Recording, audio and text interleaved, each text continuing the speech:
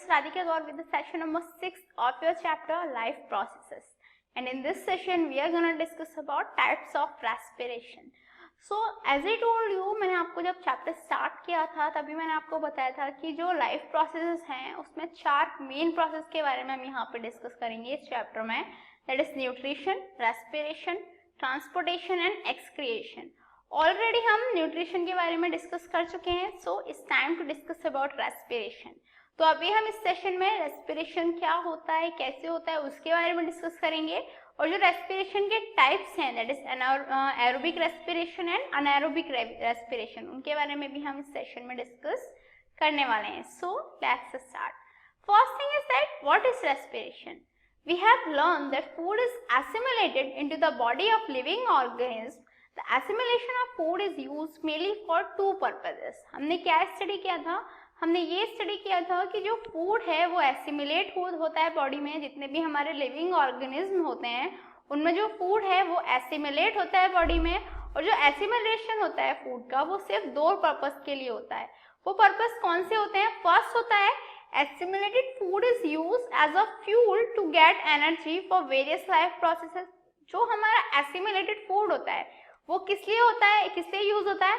is used as a fuel to get energy for various life processes. वो जो हमारी जो एनर्जी है उसको गेट करने के लिए एज अ फ्यूल की तरह यूज करते हैं ताकि जो एनर्जी है वो हम अपने वेरियस लाइफ प्रोसेसेस में यूज कर पाए. Clear?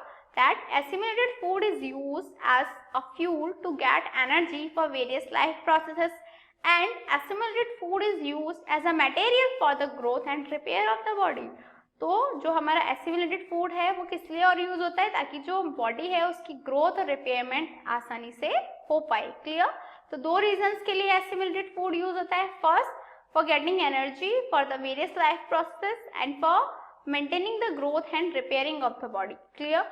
So the thing is, food is the fuel for energy production in the cell. Food क्या होता है? एक fuel की तरह वर्क करता है जिसके थ्रू जो cells हैं उनमें energy production हो सकता है. Along with that, the process of releasing energy from food is called respiration. और जो energy को release करने का जो process होता है, clear? Energy को release करने का जो process होता है from the food, food से energy को release करने का जो process होता है उसी को हम क्या बोलते हैं? उसी को हम रेस्पिरेशन बोलते हैं. Clear? So the thing is the process of respiration involves taking in oxygen into cells, using it for releasing energy by burning food and then eliminating the waste products that in carbon dioxide and water from the body. तो respiration के process में क्या होता है? Respiration के process में सबसे पहले जो ऑक्सीजन है उसको हम इनटेक करते हैं. That is taking in oxygen into cells. Cells में जो ऑक्सीजन है उसको लेते हैं. उसके बाद में वहाँ पे जो फूड प्रेजेंट होता है उसे ऑक्सीजन के थ्रू बर्न कराते हैं. जब फूड बर्न होगा तो क्या होगा? एनर्जी रिलीज होगी. एनर्जी रिलीज होगी उसको हम यूज कर लेंगे, यूटिलाइज कर लेंगे. और जो हमारे वेस्ट प्रोडक्ट्स हैं जैसे हमारा कार्बन डाइऑक्साइड हुआ, वाटर हुआ, उसको हम बॉडी से एलिमिनेट कर देते हैं. क्लियर? तो रेस्पिरेशन की प्रोसेस में क्या होता है? The process of respiration involves taking in oxygen into cells, using it for releasing energy by burning food and then eliminating the waste products that is carbon dioxide and water from the body. Clear? Now the thing is, please note that respiration is essential for life because it provides energy for carrying out all the life processes which are necessary to keep the organism alive. Respiration essential क्यों होता है? Respiration हमारी body के लिए essential इसीलिए होता है because it provides energy for carrying out all the life processes. जितने भी हमारे लाइफ प्रोसेस होते हैं उन्हें करने के लिए ये एनर्जी को प्रोवाइड करता है. यदि ये एनर्जी प्रोवाइड नहीं करेगा तो लाइफ प्रोसेसेस हो ही नहीं पाएंगे. और जब लाइफ प्रोसेस नहीं होंगे तो क्या होगा? जो ऑर्गेनिज्म है वो अलाइव नहीं रह पाएगा. तो ऑर्गेनिज्म को अलाइव रखने के लिए it is necessary to produce energy which can carry out all the life processes. Clear? Thereby respiration is essential for the life. Next thing is that what is the difference between breathing and respiration? Because normally people say breathing and respiration are similar. No, breathing and respiration cannot be similar. क्यों नहीं होते हैं similar? क्योंकि actual में in short आप ये समझ लीजिए कि जो रेस्पिरेशन है वो एक पूरा फंडामेंटल है, वो एक बुक है, और जो ब्रीथिंग है वो एक उसका पेज है. क्लियर? तो रेस्पिरेशन क्या है? It is the mechanism the mechanism by which organism obtain oxygen from the air and release carbon dioxide is called breathing. वो मैकेनिज्म जिसके थ्रू जो ऑर्गेनिज्म है ऑक्सीजन को इनटेक करते हैं, ऑक्सीजन को ऑब्टेन करते हैं एयर से और उसके बाद में कार्बन डाइऑक्साइड को रिलीज कर देते हैं, वो होता है ब्रीथिंग का प्रोसेस. बट रेस्पिरेशन में क्या होता है? Respiration includes breathing as well as oxidation of food to release energy. जो रेस्पिरेशन होता है उसमें ब्रीथिंग भी होता है और साथ में जो फूड है उसका ऑक्सीडेशन जो होता है एनर्जी रिलीज करने के लिए, फूड का जो ऑक्सीडेशन होता है वो भी रेस्पिरेशन में होता है. दैट इज जो रेस्पिरेशन है वो एक पूरा जैसे पूरी मैकेनिज्म है और जो ब्रीथिंग है वो एक उसका पार्ट है. क्लियर हुआ? As I told you, respiration यदि बुक है तो जो ब्रीथिंग है वो उसका एक पेज है.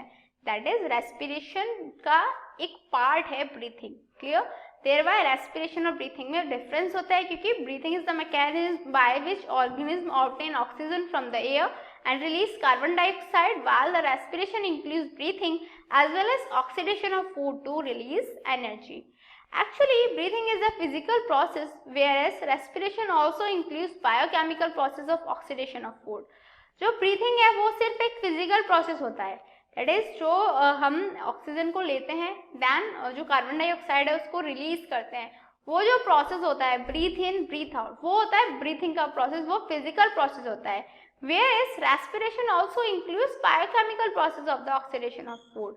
जो हमारे रेस्पिरेशन है उसमें जो बायोलॉजिकल प्रोसेस होता है, बायोकेमिकल प्रोसेस होता है, दैट इज जो ऑक्सीडेशन होता है फूड का, वो भी रेस्पिरेशन में होता है. क्लियर? बट ब्रीथिंग सिर्फ और सिर्फ एक फिजिकल प्रोसेस होती है. Now the thing is, what are the types of respiration? तो respiration के mainly two types होते हैं, aerobic respiration and anaerobic respiration. तो अभी हम यदि one by one इनकी स्टडी करें तो aerobic respiration क्या होगा? The process in which large amount of energy is released in the presence of oxygen from the breakdown of food substances. वो प्रोसेस जिसमें एनर्जी का एक लार्ज अमाउंट रिलीज होता है in the presence of oxygen from the breakdown of the food substance. क्या होता है? Food जो सब्सटेंस हैं उनका ब्रेकडाउन होगा. कैसे होगा? In the presence of oxygen होगा और ऑक्सीजन की प्रेजेंस में हो रहा है तो क्या होगा? अमाउंट ऑफ एनर्जी जो रिलीज होगा वो काफी लार्ज अमाउंट में होगा. तो ऐसे रेस्पिरेशन की प्रोसेस को हम क्या बोलेंगे? Aerobic respiration. Clear? That the process in which large amount of energy is released in presence of oxygen from the breakdown of the food substances is called aerobic respiration. जबकि anaerobic respiration क्या होता है? The respiratory process in which a small amount of energy is released in absence of oxygen from breakdown of food substances. इसमें क्या होता है? जो anaerobic respiration है वहाँ पे क्या होता है? काफी small amount of energy release होती है. क्यों? क्योंकि जो ब्रेकडाउन होता है फूड सब्सटेंसेस का वो in the absence of oxygen होता है. अनएरोबिक में एब्सेंस ऑफ ऑक्सीजन में ब्रेकडाउन होता है, एरोबिक में प्रेजेंस ऑफ ऑक्सीजन में ब्रेकडाउन होता है. वहां पे प्रेजेंस ऑफ ऑक्सीजन में ब्रेकडाउन होता था, देयर बाय वहां पे लार्ज अमाउंट ऑफ एनर्जी का प्रोडक्शन होता था. बट यहाँ पे जो एनर्जी प्रोड्यूस होती है, जो एनर्जी का प्रोडक्शन होता है वो काफी स्मॉल अमाउंट में रहता है. It takes place in yeast, bacteria and in human muscles. जो अनाएरोबिक रेस्पिरेशन होती है वो यीस्ट में होती है, बैक्टीरियाज में होती है और ह्यूमंस की मसल्स में भी अनएरोबिक रेस्पिरेशन होती है. अब जो अनएरोबिक रेस्पिरेशन है उसके थ्रू हम दो तीन चीजों के बारे में स्टडी कर लेते हैं.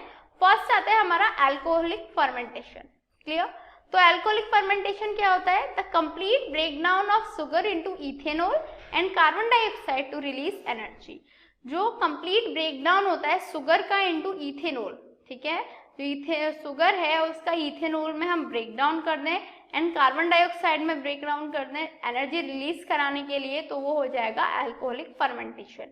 क्या होता है alcoholic fermentation? The complete break down of sugar into ethanol and carbon dioxide to release energy is called alcoholic fermentation. This process occurs mainly in yeast which is used to produce beer, wine, cheese etc.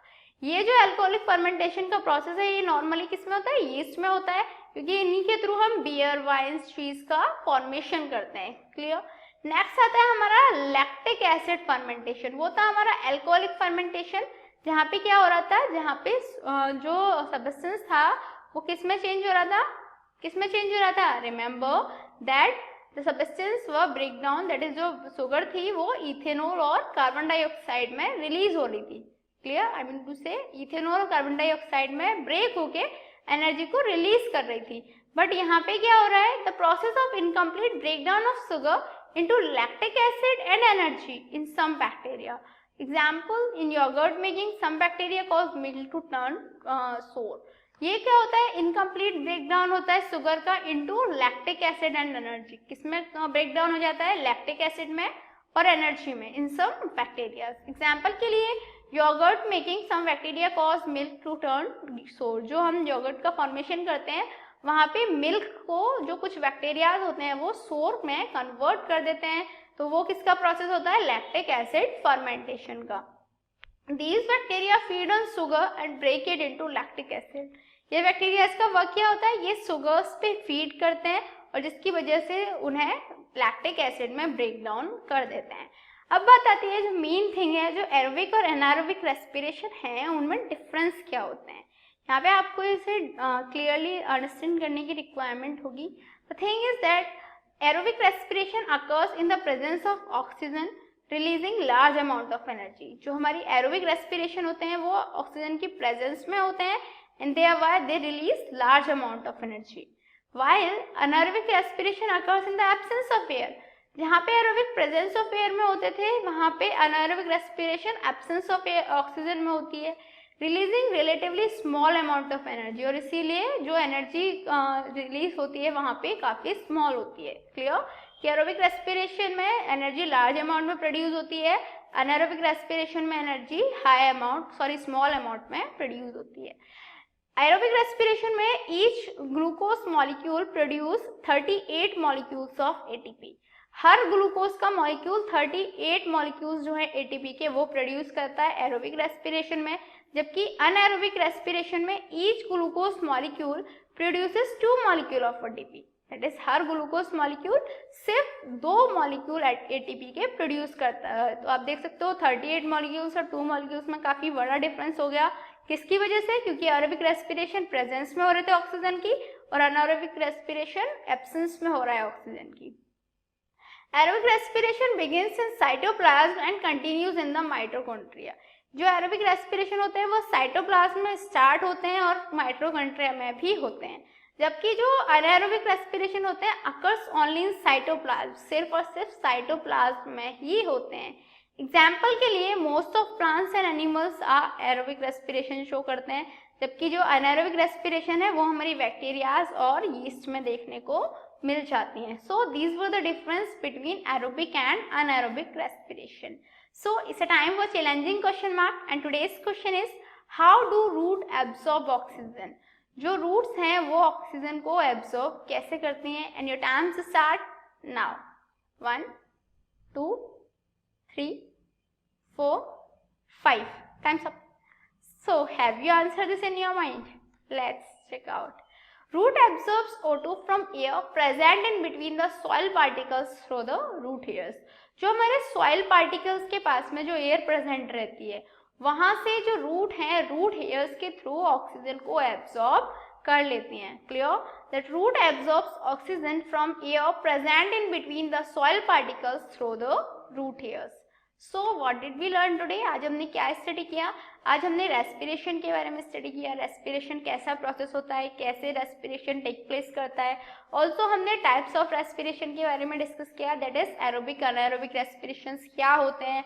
जो aerobic रेस्पिरेशंस होते हैं उनमें हमने देखा वो presence of oxygen में होते हैं, thereby large amount of energy is produce in them, while जो अनएरोबिक रेस्पिरेशन होते हैं वो in absence of oxygen होते हैं, thereby a smaller amount of energy is produced in them. That's all for this session. In next session we will gonna discuss more about this chapter. Till then